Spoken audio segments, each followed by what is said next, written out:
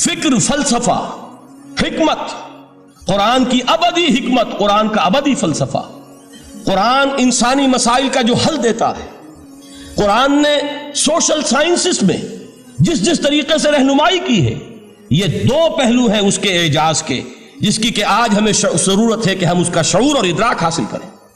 اس کے ضمن میں خاص طور پر علامہ اقبال کا نام لینا چاہتا ہوں۔ میرے نزدیک اس دور میں قرآن مجید کے اس اعجاز اور اس کے ایک معجزہ ہونے کے لیے سب سے بڑی دلیل علامہ اقبال کی شخصیت ہے۔ وجہ کیا ہے کہ علامہ اقبال علماء کے طبقے میں سے نہیں تھے۔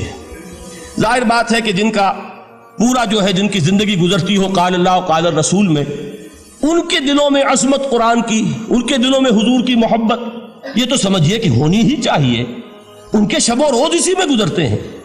لیکن یہ کہ ایک ایسا شخص جس کی تعلیم ہے کالجوں کی، یونیورسٹیوں کی، جس نے مشرق اور مغرب کے فلسفے کھنگال ڈالے، وہ شخص، اور وہ بھی اس دور میں جبکہ ہم پر مغرب سے مروبیت بہت شدید تھی۔ آج تو وہ مروبیت بہت کم ہو چکی ہے۔ آج تو ہمارا عام نوجوان جو ہے وہ آنکھوں میں آنکھیں ڈال کر بات کرتا ہے، اس میں خود اعتمادی ہے۔ ہمارا بھی اپنا ایک معاشی نظام ہے، ہمارا اپنا ایک سیاسی نظام ہے، ہمارا ایک اپنا سماجی نظام ہے، ہماری اپنی سوشل ویلیوز ہیں۔ آج کا نوجوان الحمدللہ احیاء اسلام کی وہ جد و جہد جو ہے وہ مرحلہ در مرحلہ بہرحال آگے بڑھ رہی ہے۔ وقت لگے گا، لیکن یہ کہ اس میں یقیناً ترقی ہوئی ہے۔ اسی کا مظہر یہ ہے کہ خود اعتمادی ہے۔ We have confidence۔ ہم جانتے ہیں کہ اسلام ایک دین ہے، مکمل دین ہے، اس کے پاس زندگی کے تمام مسائل کا حل ہے۔ لیکن یہ ہے آج 1985 کی بات۔ علامہ اقبال اس صدی کے آغاز میں گئے ہیں یورپ، جبکہ ہم محکوم تھے انگریز کے۔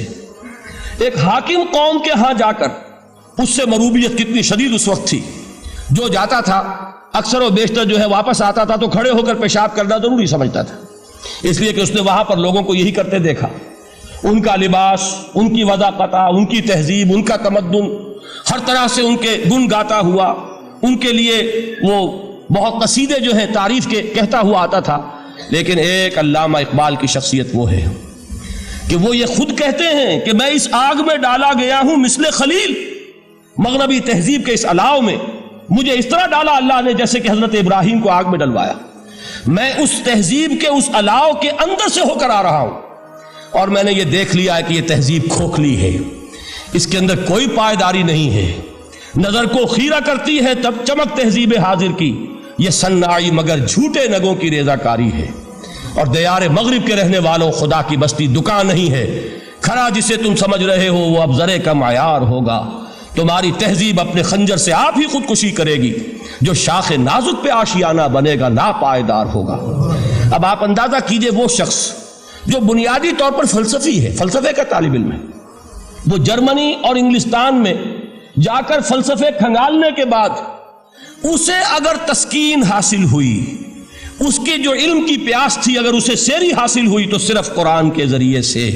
نہ کہیں جہاں میں اما ملی، جو اما ملی تو کہاں ملی میرے جرم خانہ خراب کو تیرے عفو بندہ نواز میں۔ یہ وہ شخص ہے، آخری زندگی میں ان کا کام صرف ایک رہ گیا تھا، قرآن کی تلاوت۔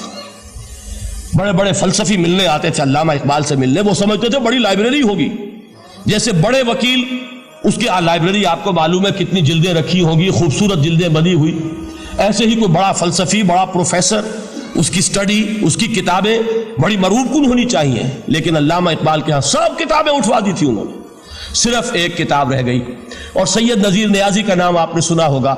انہوں نے جب یہ گواہی دی ہے، یہ واقعہ شاید آپ کے علم میں نہ آیا ہو، یہ بہت اہم واقعہ ہے۔